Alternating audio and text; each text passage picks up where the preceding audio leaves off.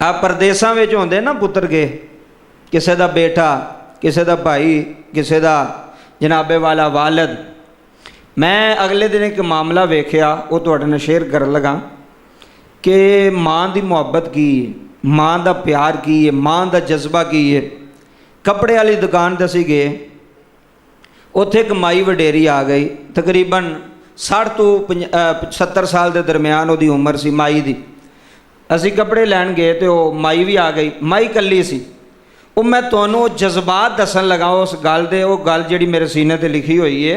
सीखना चाहिए बंदे नूं, बंदा जिथे भी जाए ना उत्थों कोई ना कोई गल बंदे नूं लभनी चाहिए, सीखना चाहिए। एवें नहीं बंदा मूँह चुक के फिरदा रवे ना, सीखण नूं कोई चीज़ लवो कि उत्थों तुहानूं किहड़ी गल लभी। जिथे भी जांदे हो, माई सी वडेरी, तो मैं भी अपनी वालदा साहबा दे नाल सां कपड़े की दुकान ते। तो माई ने ना, उहदा पुत्तर सी बाहर सऊदीया, उन्हें अपनी माँ नूं ना फोन किया, उन्हें अपनी माँ नूं कहा अम्मा जी मेरे वास्ते तुसी टावल भेजो, तौलिया भेजो। हुण माई सादी विचारी है, उहदे जज्बात वेखियो, सादी सी, पिंड थां दी रहण वाली। तो वड्डी दुकान ते आई, उन्हें तौलिया तो ले लिया, लेकिन वो आई कल्ली। हुण उहनूं ये चीज़ जिहड़ी है ना, वो महसूस हो रही है कि पता नहीं तौलिया चंगा भी है कि नहीं है, क्योंकि मैं बाहर भेजना अपने पुत्तर नूं। तो इन्हें आख्या भी, पुत्र आख्या मैं तौलिया किस तरह का भेज रहा, मैनूं पसंद ही नहीं आया। वो माई ने तौलिया चुकया तो मेरी वालदा कोल आ गई, कहन लगी पुत्र मैं तौलिया लैना है, मेरा पुत्र है बाहर, तो मेरियां धीआं मेरे कोल कोई नहीं, उन्हां दी शादी होगी, अपने अपने घर टुर गई, अगे वो चीज़ां लैंदियां ने, मैं नहीं लैंदी। हुण वो नाल कोई नहीं, तो मैनूं समझ नहीं आउंदी पई भी तौलिया लैना है तो पुत्र वास्ते बाहर प्रदेश विच भेजना है, तो किहड़ा चंगा होवेगा। दुकानदार उस माई नूं सारे विखांदा है, लेकिन उस माई नूं तसल्ली नहीं आ रही। उन्होंने पता सी कि चलो मेरे नाल थोड़ी उम्र दी है, इनू जरा चीज़ का चंगा पता होवेगा, तो चंगी चीज़ मेरे पुत्र नूं बाहर, चंगी चीज़ बाहर पहुँचे। वालदा साहबा ने कहा कि अम्मा जी यह कलर भी ठीक है तो तौलिया भी ठीक है। वो माई ने ले लिया। मैं क्या अम्मा जी तुसी एडा क्यों पे वेंदे तौलिया लो। तो मैनू कहन लगी मौलवी जी मेरा पुत्र है परदेस, तो उन्हें मैनू पैसे भेजे ने। उन्हें कहा अम्मी जी मेरे वास्ते ने एक तौलिया भेजो, तो मैं चाहनी हाँ कि मेरा पुत्र बाहर बैठा है तो उन्होंने चीज़ चंगी जाए। चीज़ वेखो यार किड्डी तड़प है।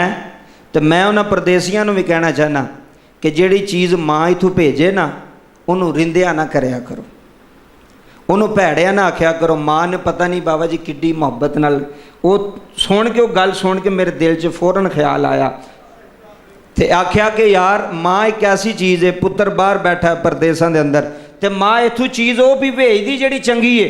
उन्हें दुकान वाले नूं कहा पैसों की तू टेंशन नहीं लैनी, 2500 का होवे, 3000 का होवे, महंगा होवे पर चंगा होवे, क्योंकि मैं पुत्र नूं बाहर भेजना है। तो मैं आख्या सोचिया बई सुल्तानी हो सकता है पुत्र ने 5000 भेजा हो, 10000 भेजा हो, अम्मा मेरे वास्ते। माँ पूछती है ना भी पुत्र को आ रहा ही तो किहड़ी चीज़ लैनी है, तो उन्हें क्या होना अम्मा मेरे वास्ते तौलिया भेजी। तो माँ तौलिया भी चैक कराती पी है कि चंगी चंगे किस्म का होवे कि मेरा पुत्र इस चीज़ नूं रद्दे ना। ऐ ना आख्या मैं कि भेज रही, कई बार मुंडे बाहर पे आते ना अम्मा तेन होर चीज़ कहा सी। तो माँ जिहड़ी भी चीज़ भेजे ना उन्होंने वास्ते भी पैगाम है बाहर रहने, उन्होंने ये ना आख्या करो हल्की है, या उन्होंने ये ना आख्या करो नकमी चीज़ है। तुहानूं नहीं पता उन्हें किड्डी मुहब्बत नाल भेजी, किन्ने प्यार नाल भेजी। वो गल दिल ते नक्श हो गई उस दिन दी कि यार माँ वेखो एक तौलिया खरीदी पी है, वो भी लोगों को विखाती पी भी चंगा केड़ा है, अच्छा केड़ा है। हो सकता मैं वडेरी हो गई, मैनू नहीं पता। कहन लगे अगे धीआं खरीदियां सन मेरिया चीज़ां, हुण धीआं भी अपने अपने घर ने। तो बड़ी वो दिल नूं गल लगी कि यार माँ एक ऐसी चीज़ है, बाहर पुत्र होवे माँ नूं इत्थे टेंशन होंदी है। अगली गल और बड़ी ज़रूरी और बड़ी आम बात जे, सारे हज़रात तवज्जो फरमाया जी।